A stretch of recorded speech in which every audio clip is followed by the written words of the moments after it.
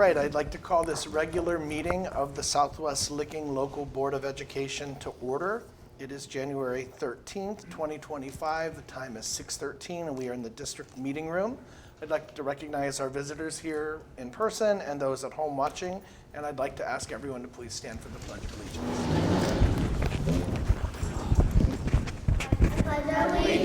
To the flag of the United States of America and to the republic for which it stands, one nation, under God, indivisible, with liberty and justice for all.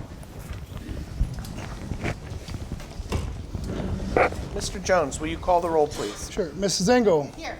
Mrs. Moore. Here. Mrs. Spindler. Here. Mr. Zani. Here. Mr. Vincent. Here, a quorum is present. We shall continue. Is there any public participation tonight? No? Thank you very much. We now need a motion to adopt the agenda. Motion. Okay. Candy and then Kathy. Second. Mr. Jones. Mrs. Engel. Yes. Mrs. Spindler. Yes. Mrs. Moore. Yes. Mr. Zani. Yes. Mr. Vincent. Yes. The agenda has been adopted. We'll move on to presentations. Pataskala Elementary.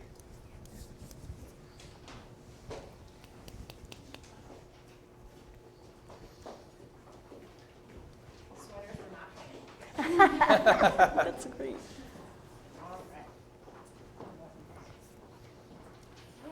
So good evening, everyone. My name is Rebecca Poe. I'm the assistant principal at Pataskala Elementary. I'm excited to share some of the wonderful highlights from Pataskala Elementary this year.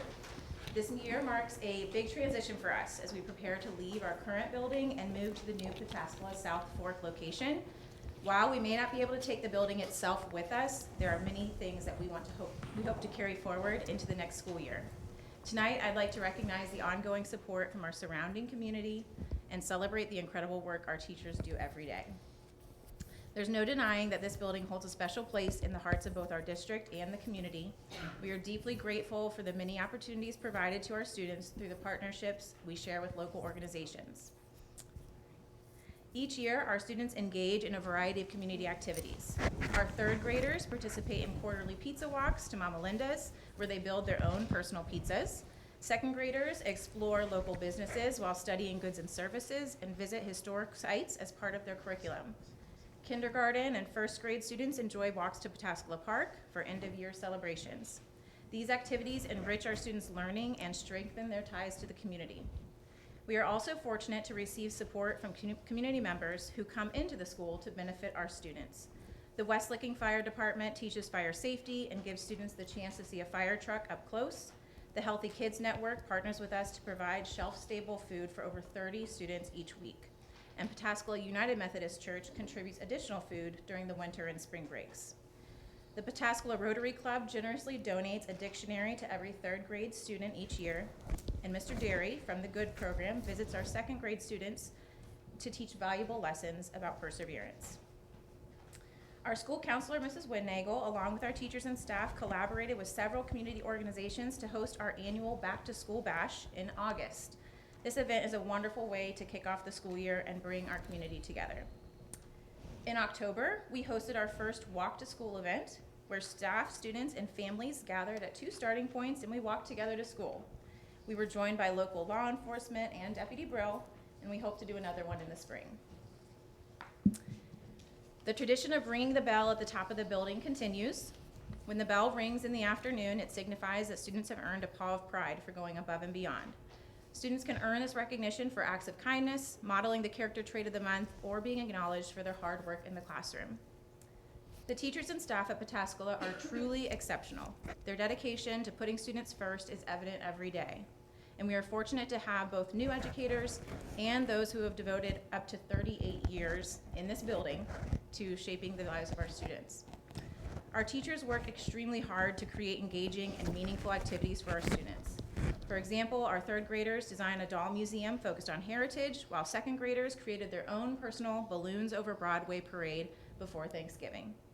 Mrs. Cottle, our EL teacher, worked with students and teachers to create displays for Deshaun and led students in various activities. Our teams of teachers collaborate closely with our primary literacy specialist, intervention specialist, and EL specialist to address student needs and ensure our students continue to make progress. The growth we're seeing every day is truly amazing. We are also fortunate to have two incredible warrior mentors from the high school, Braden and Ella, who assist in the building every day. They've developed strong relationships with students and offer support that many rely on throughout the day. Coco, our school therapy dog, is another cherished member of our team.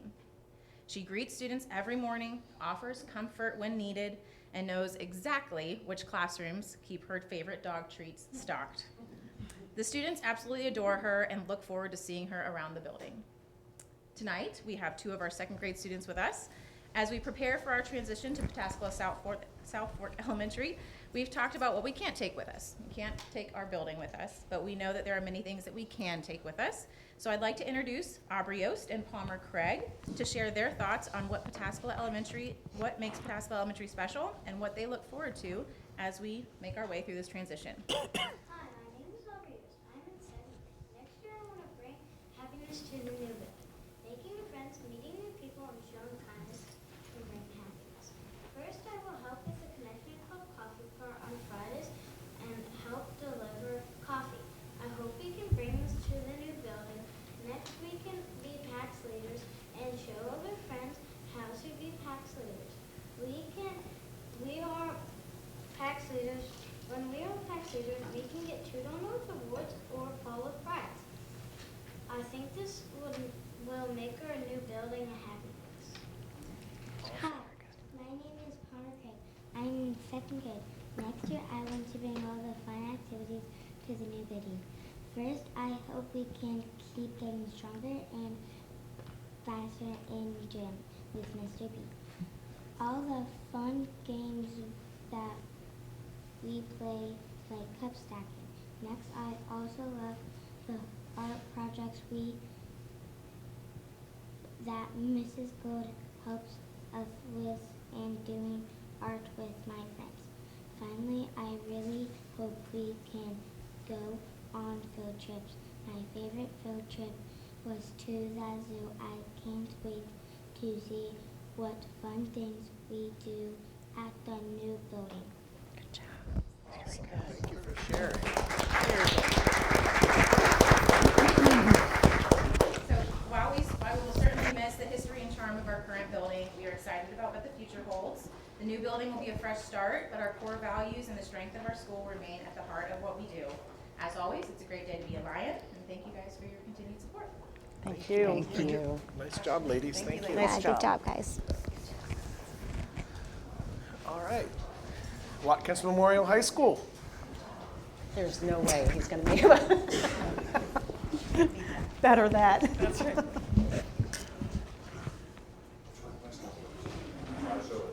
That's good. This one? Yes. So, some of it's cut off. Is it? It's a bit on the whole screen. It kind of looks like this. We're gonna have to go with that if you don't mind. Is that Okay. No worries. I was going to scroll it a little bit if I could. Yeah, that's good. So part of our continuous improvement plan this year was something we really wanted to focus on was student engagement. So we decided it was a good time to highlight all of the great things the first semester has brought for us. Wanted to remind everybody with our Ultimate Warrior Rewards program, there are 5 categories that can help students earn Ultimate Warrior cards. Those are perfect attendance, honor roll, 3 or less tardies, no detentions, and positive behavior referrals from teachers. And we do these quarterly, so each quarter you can earn a card for the next quarter. This past quarter, for second quarter, we had 508 students earn a white card, which means they got at least 3 out of the 5 categories. We had 279 earn black cards, which means they had 4 of the categories.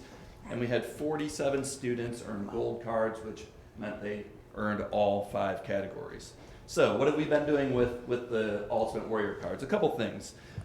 This past Wednesday, we started the Traveling Tom's Coffee Truck, and they came over during lunch periods and gave a free drink for a punch.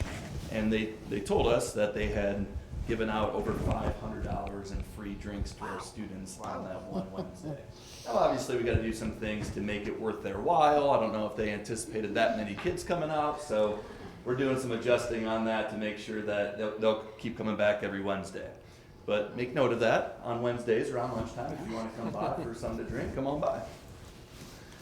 We also did popcorn and hot chocolate days, which is when the admin team and the counseling team popped popcorn and made hot chocolate for students during lunch periods. We also had our peer collabs and our special needs students. They earned some extra work study hours helping out on those days, punching cards, stuff in the popcorn bags, all kinds of fun things. It was very rewarding for all involved. We also have the gym open during lunch for basketball, volleyball, cornhole, pretty much anything for the students if they want to blow off some steam during lunches. And then probably the most popular thing right now is the raffle cart. You'll kind of see that bottom left, but toward the end of the 9 weeks, when students realize they still have some punches left, they can go up to the raffle cart and they get a ticket for a punch, and then they can choose which raffle object they would like to go in the drawing for. Typically we have 30 to 40 different gift cards that are available, so students love gift cards. A couple other things as far as student engagement goes. Bottom left, you'll see our seniors from our Halloween contest. That's an annual thing. That's a lot of fun. Those are our Wizard of Oz winners. Obviously, homecoming was a great success. There's a picture top left there of a great turnout at the homecoming dance. Kids had a lot of fun.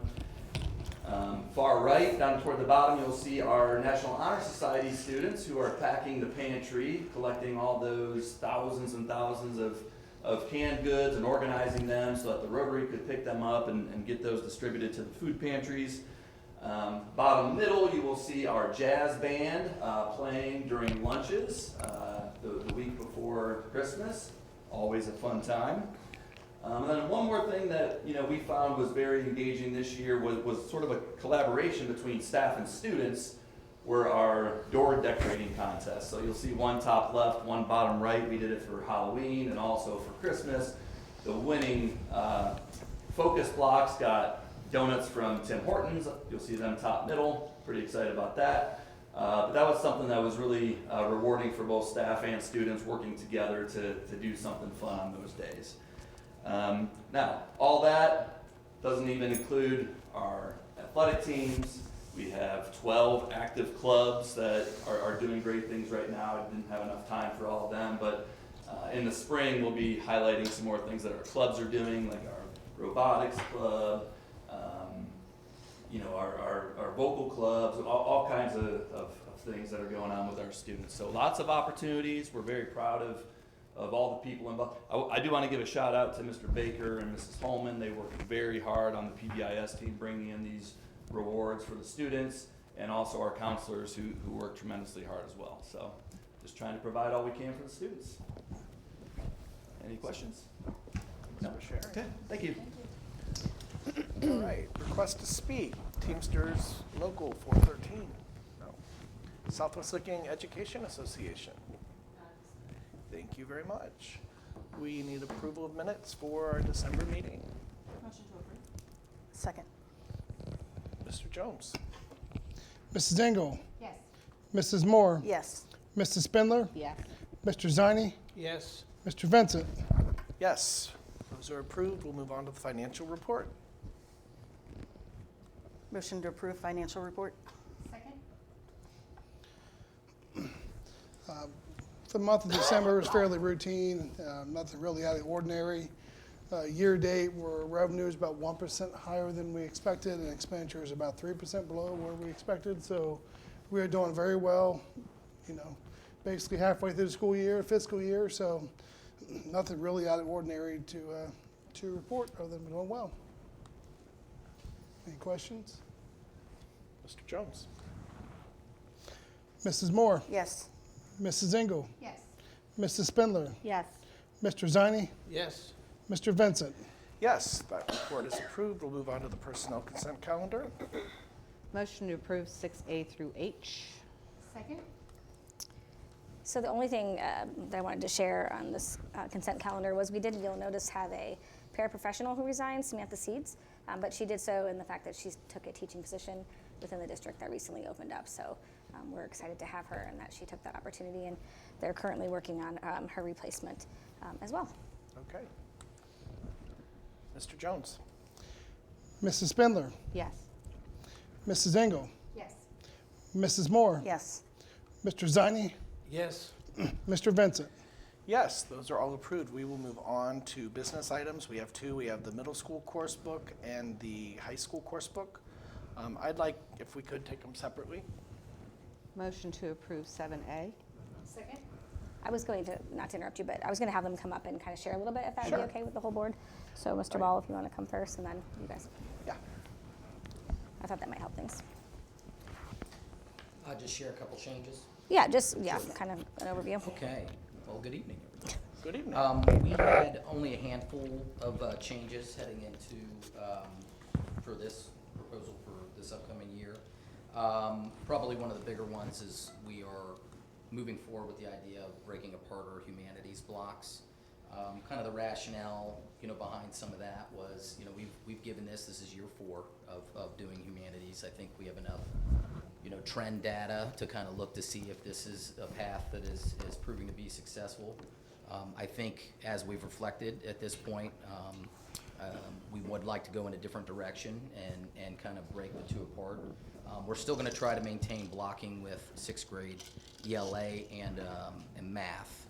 They'll look different than what they have in the most recent years, but we don't want to continue to sacrifice social studies standards, for the benefit of ELA. So we felt like this was the most appropriate way to go. In addition to that, we've invested, funds into a new curriculum that aligns beautifully with the high school.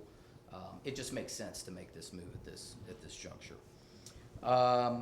In addition to that, we are, as a part of a 3-year plan that we proposed 2 years ago for adding a high school credit physical science course that will be effective this year, this upcoming year. That will be for high school credit. Those students have already gone through 2 years of acceleration within our science program. Right now it's 1 cohort, but in the future we will have 2 cohorts. So year 1 will have 1 class of physical science.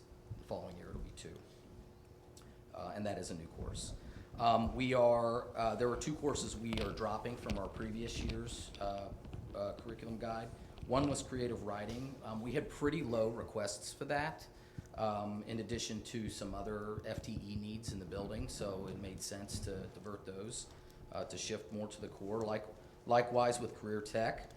We felt like we could cover a lot of those career tech standards within our existing electives, within our engineering and computer science and ag courses. So we're going to still address those standards, but we just felt like we could repurpose that FTE in a different way. So those were the only changes that we proposed for this next year. Do you guys Any have questions? any questions? I just want to say I appreciate the use of the Ohio improvement process there with looking at the data with the humanities. I like that it's now all aligned between 6th, 7th, and 8th grade. I think that's great. I also appreciate fees. They did not increase at all. And that, it's kind of one of my things, and that I look at that, so I appreciate that. The only thing that I noticed, but it was the same thing from last year, was, well, there were 2 things I noticed, but one was the 6th grade. They don't have a lot of choices, so I don't know if there's a way in the future we could expand those choices. I don't know how the 6th grade schedule works per se, if that'd be possible, but something to just kind of ponder. Mm-hmm. And then my other thing, I wasn't happy last year with the addition of pre-algebra, as everyone knows. I'm still not happy with that,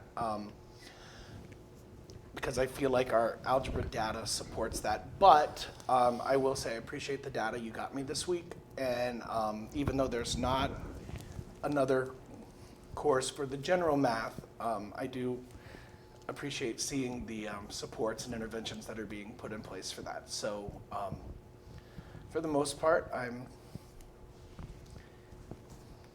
90% thrilled. So thank you very much.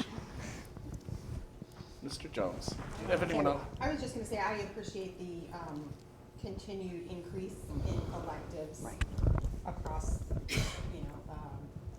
genres, not the right word, but yeah, that's looking substantially better than what it has in the past, maybe not since last year, but 5 years ago, so And nice we're, work on that. and we're trying to be as creative as possible. And then also figuring out ways to offer more student interest activities through our club system as well. You know, and so we definitely want to make this as inclusive and as, you know, student engaged as possible.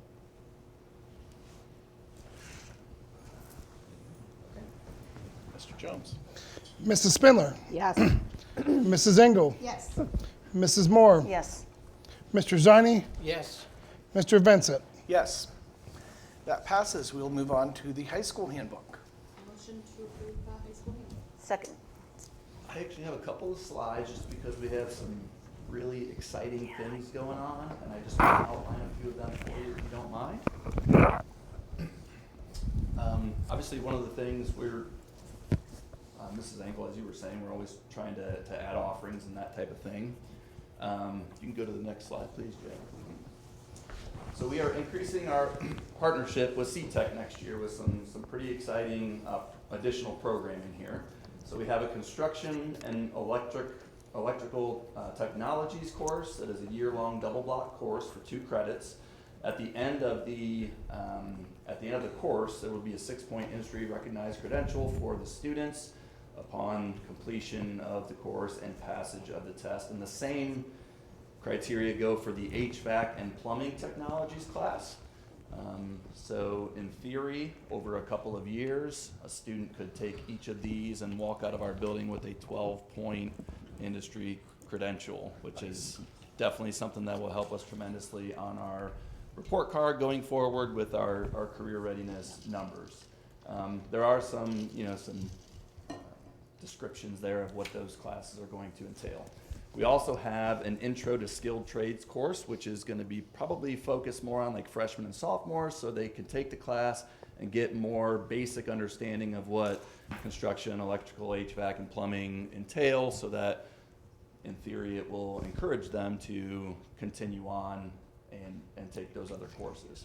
And I also wanted to make note, we did have some CTEC fees that were previously being charged, and we have eliminated all CTEC fees. So, next slide. Oh, and one more thing about that, that program is at no cost to the school. Okay, CTEC is handling, the instructor and all of those things. So really, we're just beefing up our opportunities without it costing us anything else. We are internally adding a sports officiating class, which counts as a half health credit. The sports are listed there that the students can choose to get certified in.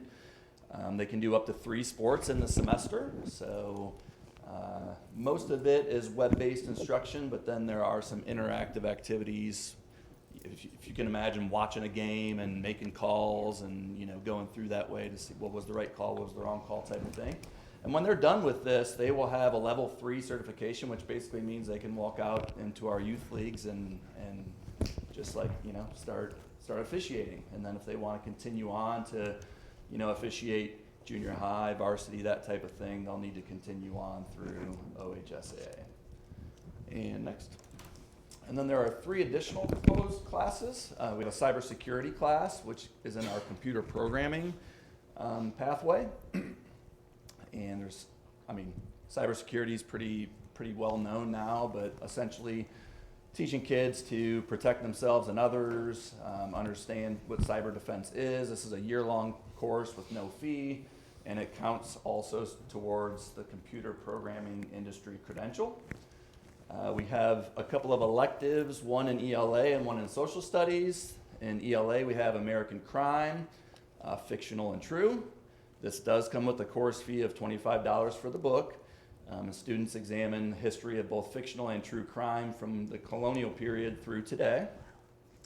And then we have Minority Experiences in the U.S. This is also an elective course, but there is no fee. This explores rich and diverse experiences of minority groups in the U.S., highlighting their unique histories, cultures, and significant contributions to American society.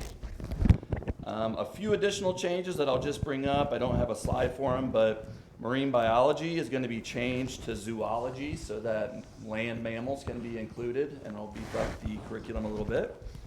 And there was one fee increase that was proposed that was for human anatomy and physiology from $20 to $25. And that teacher did provide the list of projects that she's going to be doing next year that previously we have not been doing. That includes some dissections, so we need to pay for fetal pigs, pipe cleaners, there's a Carolina blood test, it's all in there if you'd like to read through it, but she did a nice job of outlining all of that. So with all that said, any questions? Yes? I have a question regarding the change for the agriculture program becoming a science, but something about sports and NCAA. I was unclear as what that means. I'm guessing it counts as a science for the graduation requirements, but yet Correct. it can't count if you're going to play sports in college? Correct. So what we need to do on our end, and this is what I gathered today talking to Mrs. Greslick. When you first propose this for NCAA, they essentially just look at the title of the course, and Okay. a lot of times it gets approved based on where it fits with other courses.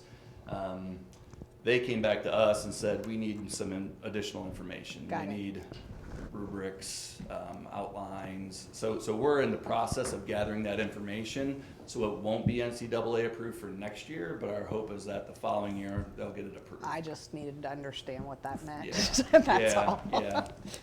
There aren't many courses that NCAA doesn't approve, but I like that it can be counted as a science a lot, so Yep, appreciate yep. that. Thank you. but, yeah, that's a work in progress. Any other questions? I understand the AP fee going up $1. That makes sense to me. I appreciate the new classes have no fees, and I like that they're college career readiness and they're coming from I think that's awesome. Did not see any fee increases other than the one, and I appreciate you getting that information to me and seeing that the projects and all that, so I completely understand that. I was pleased with everything I saw. I'm gonna put my caveat out there, and I put this out there every year, but I don't think it's right that we have any fees for the required classes, especially the ELA classes, with the CCP courses not being able to, we don't charge for those, and those are extra, but the required classes, there is a fee, and I'm just putting that out there because I always put that out there, and I think that that's something the state should adjust and address. But until we get there, that's just my 2 cents, speaking as an individual. And anyone else have anything to add? Mr. Jones? Mrs. Engel, Yes. Mrs. Moore, Yes. Mrs. Spindler, Yes. Mr. Zani, Yes. Mr. Vincent. Yes, that is approved. We will move on to agreements and contracts. I think we can take all these together. Motion to, go ahead, Candy. Motion to approve A, B, and C. Second. Go ahead, Casey. Nope, go ahead, Rick, take Just it away. kidding. They're mine. So the first one is Sands Decker Engineering. They're basically going to monitor the settling in the classrooms for the walk-ins intermediate school. The state went out, OFCC went out and got the quote. They only got 1 quote, and our board policy requires 2, so I'm asking also to basically set aside board policy because we really need to get this done, because Mr. Janelle said it looks like some more classes have settled since then, so we need to get this monitoring set up as soon as possible to make sure that if they follow, they do a little bit more, that we know how much and all that stuff. So if the board approves that, we'll get moving on that fairly quickly.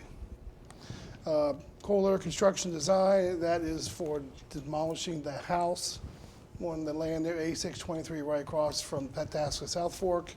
That's the cost to demolish, take all the foundation, all the thing out, and basically refill the foundation. Gar Miller is working with them to make sure it's properly compacted so that we don't have issues with parking lots in the future, because the proposed bond issue would be a parking lot over that area. We want to make sure it's properly designed and properly filled in. Last one is East Central Ohio ESC for E-rate. A couple months ago, we had the board approve an E-rate company. They ended up backing out of the agreement. So East Central was stepping in to help us with E-rate. And actually, it's a little cheaper. It's cheaper, so it's only $2,400 versus $900 per building, plus Category 2. So I'm asking the board to approve all three of those agreements/contracts. So with the Sam's Decker, I'm assuming at some point remediation of some sort for this? We have to see if it, once it gets settled, I mean, I think the report said really you can do, but they feel it's pretty solid underneath there. Only thing remediation would be using, what's it like, I forget what it is, it's lighter material that raise the floor up, but it's also very expensive, talking about $250,000 range or more, to use it to raise the floor up back level. So that's something we have to talk about in the future, that once we've confirmed it stopped settling, you know, do we raise it up or do we just lower, you know, basically the things along the floor, the cabinets that are affected. We haven't made that decision yet. So first thing is make sure it's done settling. Right. And then we can decide how we want to handle what remediation issues there are. You said the state came in and said just one bid? Yeah, the state went out and got the quote for us. Okay. So they weren't able to get anybody else to come out and do the work and to get this going, because it took probably almost 2 or 3 months to get the one quote. It just seemed like it took a long time. So, So, and it says for monitoring. How long does that monitoring go for? I think it's about at least a year. Okay. So I think that's my understanding, about a year. Monitor it, they'll check it periodically and see how much, if it continues, if there's other areas. So they outline an agreement, what classrooms they're going to monitor and all that stuff. Okay. On to B, is there an advantage to doing this now as opposed to in the future? Just get the house, because right now the house is going to deteriorate. Right now it's getting abated Okay. because there's, you know, minor amount of asbestos, so it's just going to be basically empty walls. Yeah. Just need to get it done and over with. And that house, I don't remember, is that on well water? Or is Yes. that- Okay. So the well will be capped off. The sewer tank is on sewer 2, septic, so the tank will be, I think, removed. That's good. I know that Etna Township has a house in the woods and pretty much vacant, Yeah. and they've had people move in. Yeah, that's all. Sneaking That'd out. always be an issue Yeah. too. So it's better to get rid of it, make sure it's safe, Yeah. get it back to, we can just mow around it, not worry about trimming, make it faster for everybody. Yeah. Is the white building there going down too?